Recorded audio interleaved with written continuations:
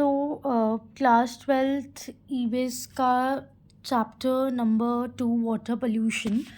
और water pollution का topic हम जो लिया है आज, that is the bio magnification. So simply अगर हम बायो मैग्निफिकेशन टॉपिक को स्टार्ट करें बिना किसी देरी के तो अगर हम बायो मैग्निफिकेशन की डेफिनेशन समझने की कोशिश करते हैं। सबसे पहले बात तो दो वर्ड्स होते हैं, एक होता है बायो मैग्निफिकेशन और एक होता है हमारे पास बायो एम्प्लीफिकेशन। तो अगर हम बोलें बायो मैग्निफिकेशन या बायो एम्प्लीफिकेशन या अगर मैं बोलूँ बियोलॉजिकल मैग्निफिकेशन, तीनों का मतलब ना सेम ही होता है। तो कौन कौन से तीन वर्ड बोले, आई विल ट्राई फटाफट से उसको लिखने का। पहला वर्ड मैंने बोला बायो एम्प्लीफिकेशन, ठीक है। और उसके बाद मैंने बोला बियोलॉजिकल, थोड़ा शॉर्ट में लिख रही हूँ, मैग्निफिकेशन। तो ये तीनों ही मीनिंग सेम होते हैं। तो सबसे पहले तो समझते हैं व्हाट इज़ बायो मैग्निफिकेशन। तो एक बेसिक डेफिनेशन जो शायद सबको पता होगी कि इसको, जैसे कि मैंने यहाँ लिखा भी हुआ है, मैंने यहाँ पे पीपीटी में ऑलरेडी लिखा हुआ है कि बायो मैग्निफिकेशन को ही हम बायो एम्प्लीफिकेशन बोलते हैं या बियोलॉजिकल मैग्निफिकेशन बोलते हैं। इसका मतलब क्या होता है, बेसिकली क्या हुआ कि आपकी फूड चेन, तो फूड चेन आई होप आपको थोड़ा सा आइडिया हो उसके बारे में। तो जैसे कि हमने ये होती है ना कि लाइक ये प्राइमरी कंज्यूमर है, फिर उससे सेकेंडरी कंज्यूमर खाएंगे, देन वो टर्शरी कंज्यूमर खाएंगे, वो हमारी पूरी फूड चेन का पार्ट होती है, ठीक है। और फूड चेन कभी भी इंटरकनेक्ट नहीं हो सकती है, so that is food chain, ठीक है। अब अगर फूड चेन की अगर हम बात करें तो जब हमारे फूड चेन में किसी भी सब्सटेंस की कॉन्सेंट्रेशन इंक्रीज़ होती है तो उस प्रोसेस को हम बोलते हैं बायो मैग्निफिकेशन। बेसिकली यहाँ पर कोई भी रैंडम सब्सटेंस की कॉन्सेंट्रेशन इंक्रीज़ नहीं हो सकती। अगर मैं टिपिकली बायो मैग्निफिकेशन की बात करूँ ना, तो बायो मैग्निफिकेशन में टिपिकली जिस सब्सटेंस की आपके पास इंक्रीज़ होती है, that is your one and only toxic substance. तो बायो मैग्निफिकेशन के अंदर क्या होता है, सबसे पहले समझते हैं मैग्निफिकेशन क्या। मैग्निफिकेशन, हम मैग्नीफाइंग लेंसेज का यूज़ करते हैं ना।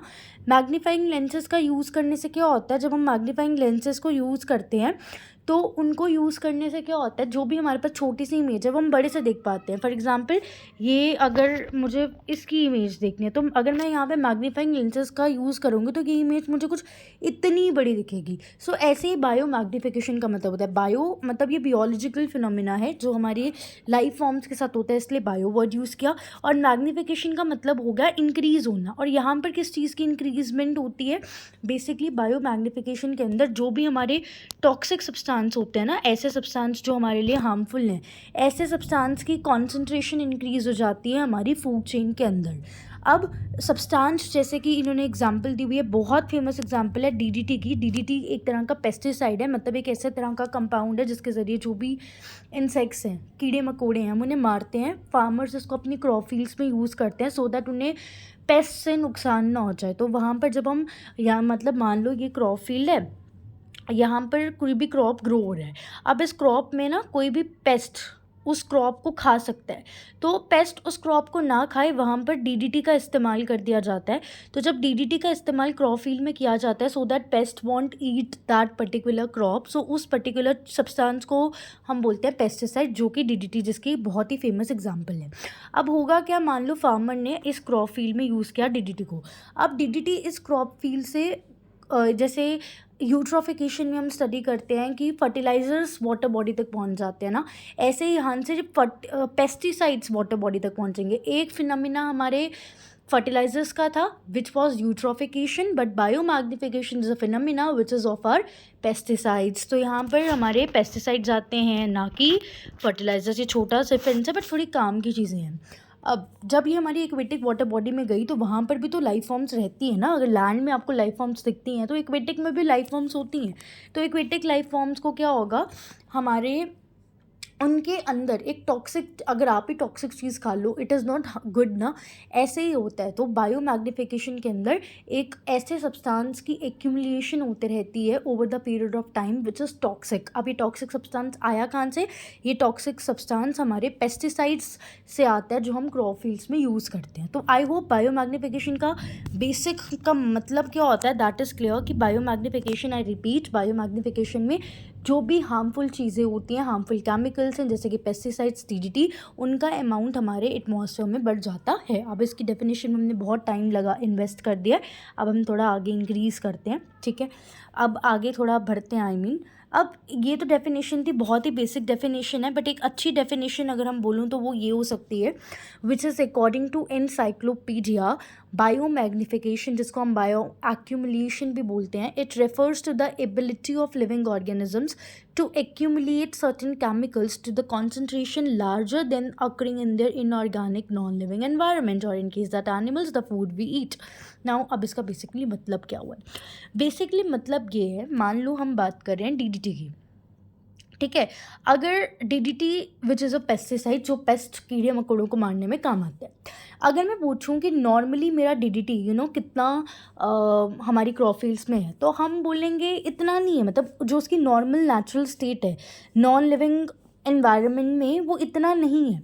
बट जैसे ही ये डीडीटी हमारे लिविंग ऑर्गेनिज्म की बॉडी में जाएगा, बेसिकली इसका क्या मतलब है, मैंने इस डीडीटी को ऐसे रखा हुआ है, इसकी किसी भी स्टेट में, डीडीटी को छोड़ के मैं किसी भी कोई भी पर्टिकुलर केमिकल की बात कर लेती हूँ, या किसी भी क्योंकि यहाँ पे केमिकल ही है, तो डीडीटी को छोड़ के अगर मैं किसी भी केमिकल की बात करूँ ना, ये देखिए, ये देखो, इट रेफर्स टू केमिकल्स, तो जैसे एक्सक्यूज़ मी, तो ये केमिकल्स है, हाँ ये केमिकल है, ये केमिकल है, लेट्स सपोज, अब ये केमिकल है मान लो ए, ये केमिकल ए अपनी लिविंग स्टेट में हमें नॉर्मली इतना नहीं मिलता है, अपनी नेचुरल स्टेट में इतना नहीं मिलता है, बट जैसे ही इस केमिकल को कोई लिविंग ऑर्गेनिज्म खा लेगा तो ये केमिकल की कॉन्सेंट्रेशन इंक्रीज हो जाएगी। So this is biomagnification. Biomagnification के अंदर भी तो यही होता है ना, हम डीडीटी को यूज़ करते हैं, वो इतना नहीं होगा, बट जैसे ही उस डीडीटी को हमने अपनी क्रॉप फील्ड्स में यूज़ किया और वो डीडीटी जब वाटर बॉडी में जाएगा और वाटर बॉडी में वहाँ के एक्वेटिक ऑर्गेनिजम्स खाएंगे, तो वो डीडीटी की कॉन्सेंट्रेशन हर ट्रॉपिक लेवल पे इंक्रीज़ होगी। मैग्निफिकेशन है ना, मैग्निफिकेशन का तो मतलब ही इंक्रीज़ होता है। सो इसका मतलब ये हुआ कि कोई नेचुरल स्टेट में इतना आपको मिलेगा नहीं, लेकिन जब आप उसको कोई कंज्यूम करता है, स्पेशली कोई लिविंग ऑर्गेनिज्म कंज्यूम करता है, तो वो आपको उसकी कॉन्सेंट्रेशन बहुत ज़्यादा मिलती है। This is biomagnification. अगर ये डेफिनेशन क्लियर नहीं हुई है तो आप इसके प्रोसेस को समझेंगे तो ये क्लियर हो जाएगी। एक बार उसके प्रोसेस को नज़र मारते हैं यहाँ पर।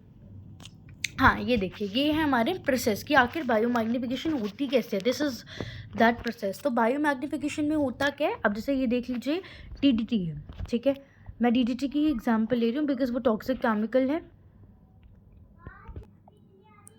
सो अगर हम इसके पूरे प्रोसेस की बात करते हैं तो बेसिकली होता क्या है कि लेट्स सपोज ये डीडीटी है, ठीक है। आई होप अभी अगर अभी तक आपको क्लियर नहीं हुआ इसका मीनिंग, तो अब डेफिनेटली क्लियर होगा। ये डीडीटी हमने यूज़ किया हमारे क्रॉप फील्ड्स में। अब ये डीडीटी क्रॉप फील्ड्स है, ये पूरी मान लो ये जो पूरा ये पेज है ना, ये हमारा एक्वेटिक वाटर बॉडी है, एक्वेटिक वाटर बॉडी में आया। अब क्रॉप फील्ड्स में भी तो उसको कोई प्लांट यूज़ कर रहे थे ना, तो एक्वेटिक वाटर बॉडी में भी जब ये गया, it is been used by phytoplanktons, ठीक है। अब फाइटोप्लैंक्टन्स ने इसको अगर हमने लाइक डीडीटी वगैरह का यूज़ किया तो वो डीडीटी एज सपोज मैंने बोला ये वाटर बॉडी में आया। अब इस वाटर बॉडी में ना सबसे पहला जो ट्रॉपिक लेवल होता है, प्राइमरी जिसको हम बोलते हैं, वो हमारे होता है फाइटोप्लैंक्टन का। फाइटोप्लैंक्टन्स ने उनको खा लिया, ठीक है, फाइटोप्लैंक्टन्स ने उन्हें लिया। तो फाइटोप्लैंक्टन्स क्या थे बेसिकली, यहाँ से सबसे पहला प्रोसेस क्या हुआ कि जो भी आपके टॉक्सिक केमिकल्स थे, एक मिनट में इसको इरेज करते हुए देन प्रॉपरली एक्सप्लेन करते हैं। या पहला नंबर में स्टेप हुआ कि जो टॉक्सिक केमिकल्स थे वो रिलीज़ हुए। अब टॉक्सिक केमिकल्स रिलीज़ होकर सबसे पहले हमारे दूसरा नंबर स्टेप हुआ कि वो टॉक्सिक केमिकल्स रिलीज़ होकर हमारे फाइटोप्लैंक्टन्स पे गया। फाइटोप्लैंक्टन्स होते क्या हैं, ये बहुत छोटे छोटे प्लांट्स होते हैं, ठीक है, जो हमारे सीज के ऊपर फ्लो करते हैं। अब फाइटोप्लैंक्टन्स के अंदर जब ये डीडीटी गया, फाइटोप्लैंक्टन्स को खाने वाले छोटे एनिमल्स होते हैं जिन्हें हम जू प्लैंक्टन्स बोलते हैं। जू प्लैंक्टॉन्स ने हमारे इन फाइटोप्लैंक्टॉन्स को खाया। अब वहाँ से जू प्लैंक्टॉन्स को खाने के बाद हमारे ये प्लैंक्टॉन नहीं है, दिस इज़ जू प्लैंक्टॉन बेसिकली, ये जू प्लैंक्टॉन की बात कर रहे हैं। तो ये थर्ड स्टेप था। थर्ड स्टेप क्या, पहला स्टेप क्या था कि हमने हमारे क्रॉप फील्ड्स में यूज़ किया। सेकंड स्टेप वॉज कि फाइटोप्लैंक्टॉन ने उन्हें डीडीटी को खाया। थर्ड स्टेप वॉज कि फाइटोप्लैंक्टॉन पे फीड करने वाले छोटे छोटे बर्ड्स नहीं होते हैं बट एनिमल्स बोल सकते हो, जैसे कि जू प्लैंक्टॉन, उन्होंने इसको खाया। अब जू प्लैंक्टॉन के बाद इसको खाएगी हमारे पास प्राइमरी कार्निवोर। जू प्लैंक्टॉन तक अभी हर्बीवोर्स थे। अब हर्बीवोर्स क्या होते हैं, जो प्लांट पे फीड करते हैं। तो see let me change the colour. Zooplankton was feeding on phytoplankton. अब zooplankton, phytoplankton was a plant, so ultimately zooplankton is a herbivore. So it's a different aspect of this particular thing which I just told. Now carnivore 1 हमारे पास होगा हमारी small fishes, जिन्होंने जू प्लैंक्टॉन को खाया। फिर हमारे पास उससे भी लार्ज फिशेस होंगे एंड फाइनली ना उससे फिर कोई ह्यूमन खा लेगा। सो बेसिकली हुआ क्या, इस हर एक लेवल पे ना, चाहे हमने पहले बात किया फर्स्ट लेवल की जब क्रॉप फील्ड में था, फिर सेकंड लेवल ये था, फिर ये थर्ड लेवल था, फिर ये फोर्थ लेवल था, फिर ये फिफ्थ लेवल था। तो ये हर एक लेवल थे। इस हर एक ट्रॉफिक लेवल पे ना हमारी जो डीडीटी वाले केमिकल है ना, इसकी कॉन्सेंट्रेशन इंक्रीज होते रही है बाय योर 10 फोल्ड्स। तो अल्टीमेटली आप देखो, चाहे सेकंड से थर्ड लेवल की बात हो, या भाई थर्ड से फोर्थ लेवल की बात हो, या फोर्थ से फिफ्थ लेवल की बात हो, तो जो कॉन्सेंट्रेशन है वो डीडीटी की इंक्रीज हुई। सो अल्टीमेटली मैग्निफिकेशन तो हो गया ना, और ये मैग्निफिकेशन एक बियोलॉजिकल प्रोसेस में हुआ विच इज़ फूड चेन के अंदर हुआ।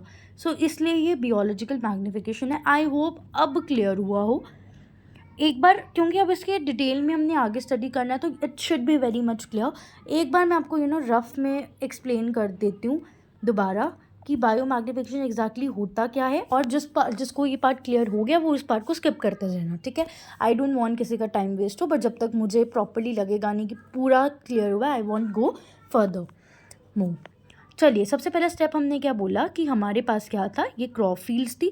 हमने इस क्रॉप फील्ड में हमारे क्रॉप को पेस्ट से बचाने के लिए एक पेस्टिसाइड का यूज़ किया विच वॉज डीडीटी। याद रखिएगा, यहाँ पर फर्टिलाइजर्स का यूज़ नहीं होता, बिकॉज फर्टिलाइजर्स का यूज़ हम करते हैं हमारे यूट्रॉफिकेशन के प्रोसेस में, जहाँ पर मिनरल्स चाहिए होते हैं। यहाँ पर मिनरल्स नहीं चाहिए। फर्टिलाइजर एक तरह से अच्छा था because it was a good food, but DDT is not good because it is not a good food, it is a harmful toxic chemical.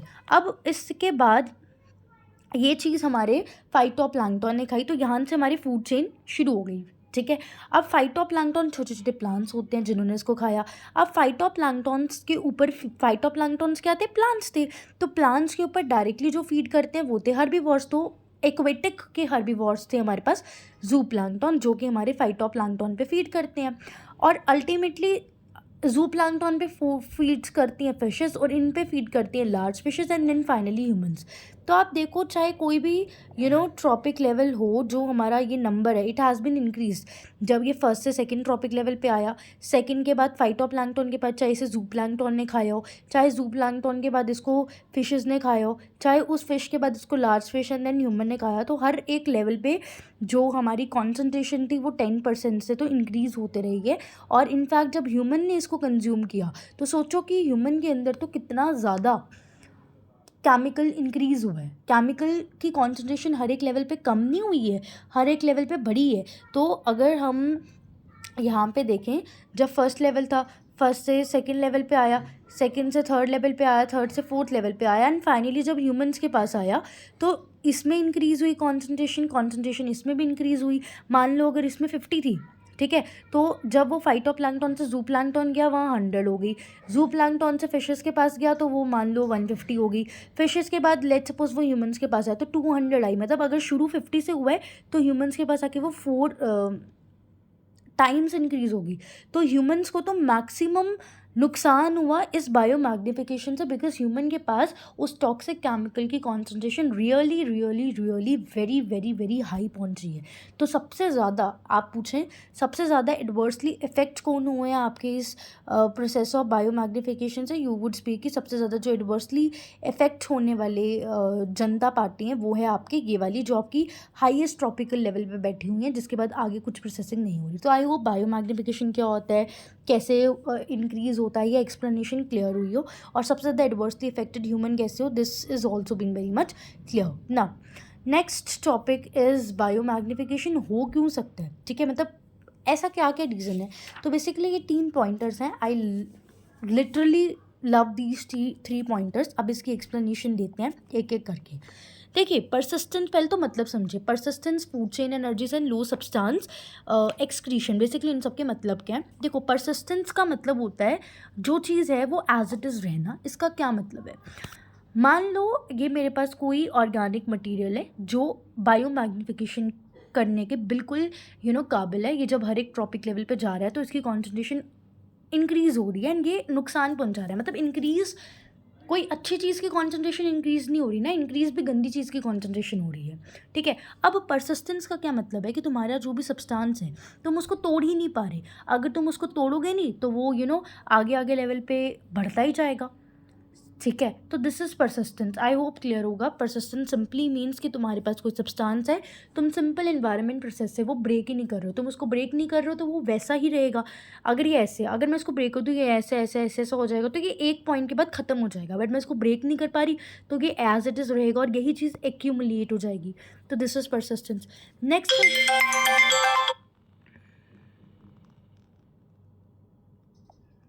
just sorry for this particular. So basically persistence होगी, मतलब वो increase होते रहेगा. उसके बाद food chain energies का क्या मतलब हो गया. फूड चेन एनर्जी का वही मतलब है कि हमने बोला ना बायोमैग्निफिकेशन में कॉन्सेंट्रेशन इंक्रीज़ होती रहेगी, तो that is food chain energies. अगला क्या होता है, लो सब्सटेंस एक्सक्रीशन. देखो इसका क्या मतलब है, आप ऐसे समझ सकते हो कि वो जो पर्टिकुलर सब्सटेंस है वो वाटर इनसॉल्युबल है, जिसकी वजह से आप उसको प्रॉपर्ली डिग्रेड भी नहीं कर पा रहे हो. परसिस्टेंस का मतलब हो गया कि वो एज इट इज़ ही है. फूड चेन एनर्जी इसकी वो इंक्रीज़ होगा, और लो सब्सटेंस एक्सक्रीशन इसकी वो वाटर ली इन सॉल्युबल है. That is this particular thing. I hope ये क्लियर हो. सो नेक्स्ट टॉपिक हमारे पास जो है विच इज़ कॉजेस, ठीक है. ये हमने एक बेसिक जाना, कॉजेस क्या है, ये होता क्यों है, that is our next topic. देखो सबसे पहले तो ऑफ कोर्स मैंने जो इतनी देर से एग्जांपल दे रही थी कि एग्रीकल्चर में ही तो हम भाई, ये क्या हो गया, डीडीटी को यूज़ करते हैं. जब हम एग्रीकल्चर में डीडीटी यूज़ करते हैं तो एग्रीकल्चर में वो डीडीटी यूज़ हुआ, वो इंक्रीज़ होगा. उसके अलावा ना कुछ ऑर्गेनिक कंटेमिनेंट्स होते हैं जो आज के टाइम पे हम यूज़ करते हैं. जब ऑर्गेनिक कंटेमिनेंट्स का हम यूज़ करते हैं, जैसे कि बायोसॉलिड्स, इनमें क्या होता है, ये इंडस्ट्रियली मतलब कुछ आजकल के टाइम पे ना ऑर्गेनिक चीज़ें होती हैं जिसको हम इंडस्ट्रीज़ में प्रोसेस करते हैं.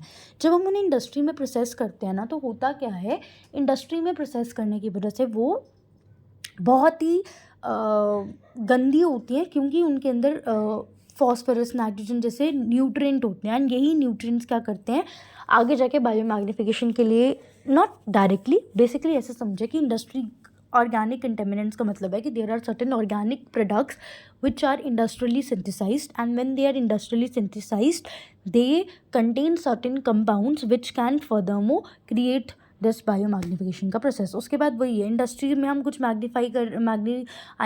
रहे हैं, इंडस्ट्री में कुछ बनाएंगे तो वो हमारी फूड चेन में चला जाएगा. वो कोई, क्योंकि इंडस्ट्री से भी हम कोई अच्छी चीज़ें तो बनाते नहीं, टॉक्सिक चीज़ें ही बनाते हैं.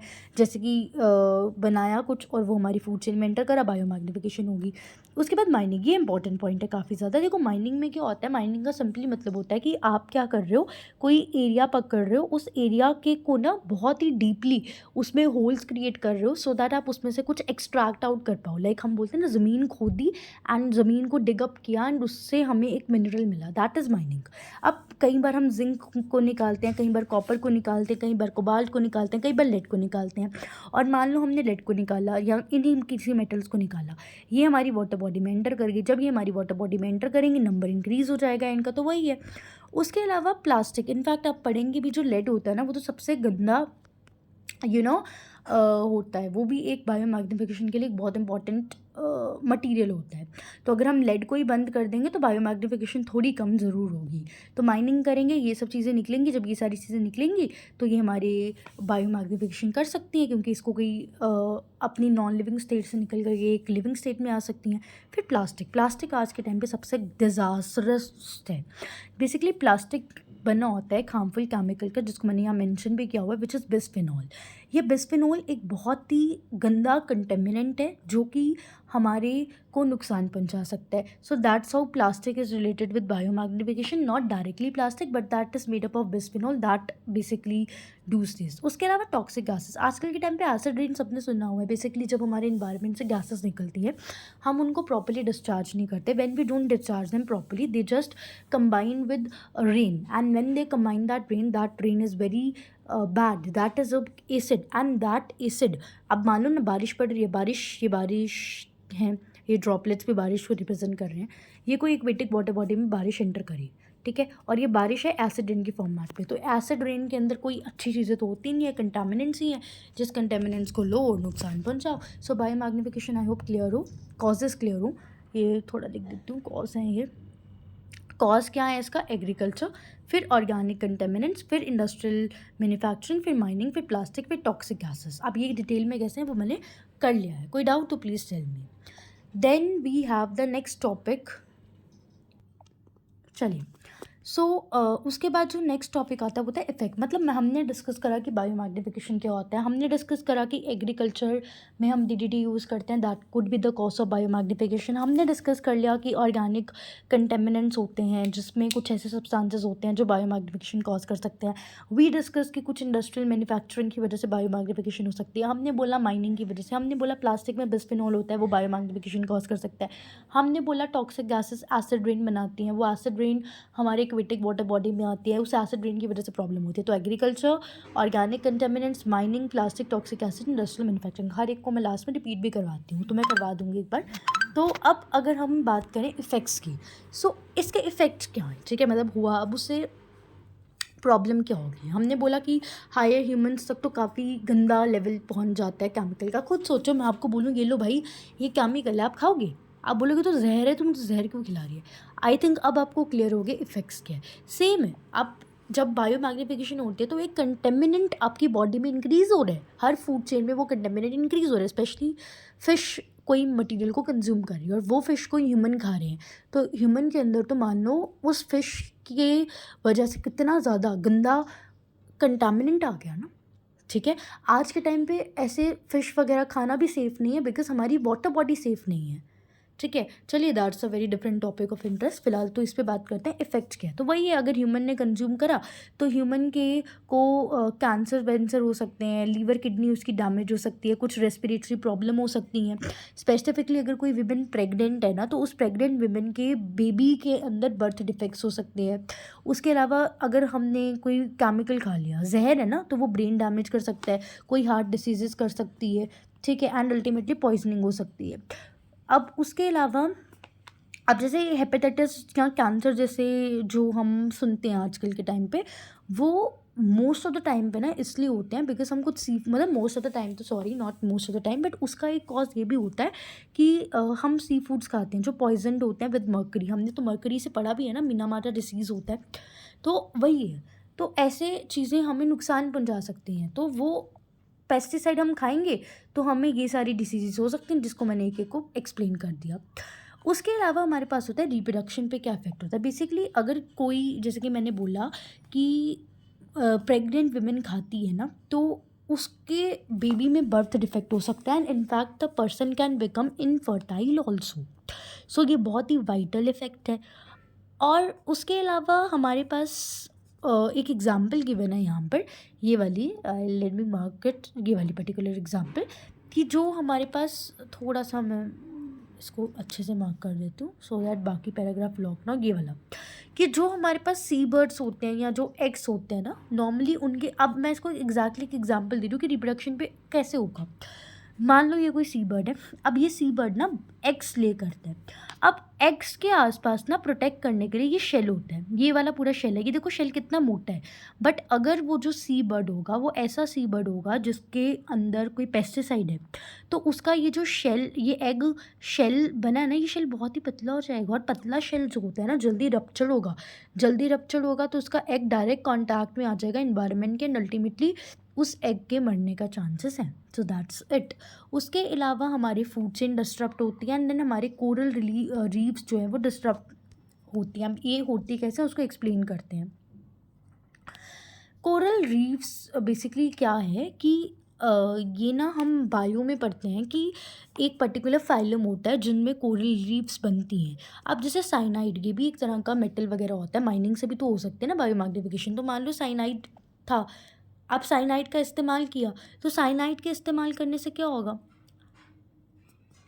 जो प्रोटेक्शन के लिए बनाई जाती है एक फाइलम की, तो बेसिकली आप इसको, क्योंकि मे बी यू पीपल जो तो बायो के हैं वो रिलेट कर पाएंगे, बट जो बायो के नहीं है वैसे समझ लीजिए कि ये कोई एनिमल है, ये एनिमल अपनी प्रोटेक्शन के लिए ना ऐसे कुछ बनाता है। अब अगर वो इस चीज़ को खाएगा ना तो इसकी प्रोटेक्शन वाले ये चीज़ें भी हट जाएंगी, बस इतना ही समझ लो। तो डिस्ट्रक्शन हो जाती है कोरल रीफ्स की, कोरल रीफ्स की डिस्ट्रक्शन। तो कोरल रीफ्स एक ऐसी चीज़ है जो प्रोटेक्ट करती हैं आपको, जो आपसे ये सारी चीज़ें करवाती हैं। अगर कोरल रीफ्स ही नहीं रहेंगी तो ये सारी चीज़ें नहीं हो पाएंगी ना। नेक्स्ट टॉपिक हमारे पास होता है, हमने इतना कुछ पढ़ लिया, कंट्रोल कैसे करा जाता है, वेरी इंपॉर्टेंट कंट्रोल। देखो कंट्रोल सिंपल है, आपको पता चला कि हैवी मेटल्स का लाइक लेड आप यूज़ कर रहे हो, अब लेड का यहाँ पे कनेक्टेड भी है, अभी बताते हैं। हमने कोई हैवी मेटल यूज़ किया, उस हैवी मेटल से वो बॉडी वाटर बॉडी में डिस्चार्ज हुआ, बायो मैग्निफिकेशन हो जाएगा एंड प्रॉब्लम हो जाएगी। उसके अलावा क्या करो, जो भी पर्टिकुलर एरिया है जो आपके टॉक्सिक मेटल के आसपास है उसको क्लीन रखो ना प्रॉपर्ली।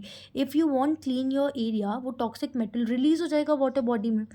आप सिंपल समझिए, आप खाना बना रहे हैं किचन में, ये किचन है आपकी, ठीक है, आप किचन में खाना बना रहे हैं, ये एरिया जहाँ खाना बना रहे हैं, इस एरिया के आसपास आपने इतना गंद मचाया हुआ है, लाइक डस्ट पार्टिकल्स है, इतना कुछ है, तो वो डस्ट पार्टिकल आपके खाने में तो आएंगे ही ना। तो वही है, कोई एरिया है उसको प्रॉपर्ली क्लीन रखो, अगर आप उस एरिया को प्रॉपर्ली क्लीन रखोगे तो वो डस्ट पार्टिकल आपके एरिया में एंटर ही नहीं करेंगे, दैट वॉज इट।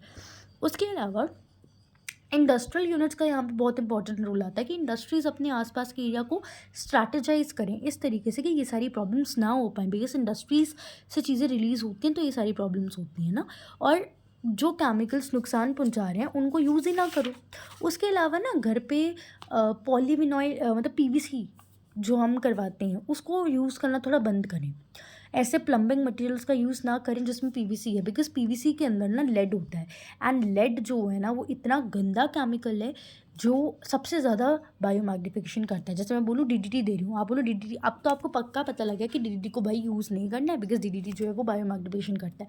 अगर मैं बोलूँ लेड भी डीडीटी ही है तो फिर तो ऐसे ही आपको लेड भी यूज़ नहीं करना है, although lead is not a DDT, both are different topics, but lead को यूज़ नहीं करना है, because if we would use the lead again it will cause the problem. So I hope I have tried कि पूरा clear हो सके। तो we started from this particular slide कि बायो मैग्निफिकेशन होता क्या है, उसकी एक डेफिनेशन जो हमारे थोड़ी मॉडर्न हिसाब से अच्छी लगती है।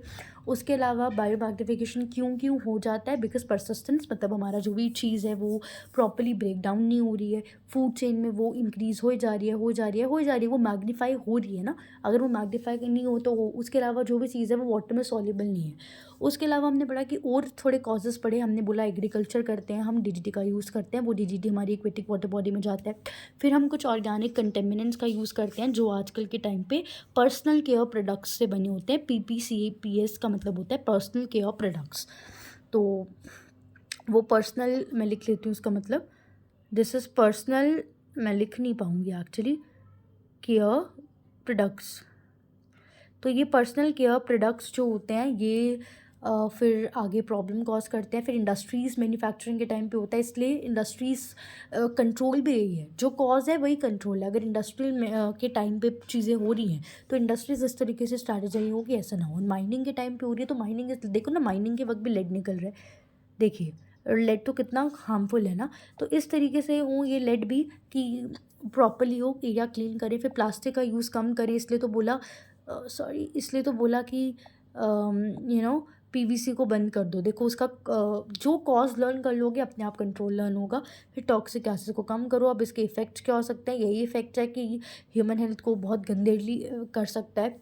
फर्टिलाइजेशन में बहुत प्रॉब्लम है, ये पूरा हमने डिटेल में समझा। बायो मैग्निफिकेशन है क्या, ये कंट्रोल समझा, एंड ये कुछ slides, I hope it is clear. ये कुछ मैं इरेज कर देती हूँ सो दैट जिस स्लाइड को आपको ढंग से नहीं दिख रहा है, you could see it. I think इसमें आप प्रॉपरली देख लेंगे। चलिए, सो या, thank you, I hope it's been helpful.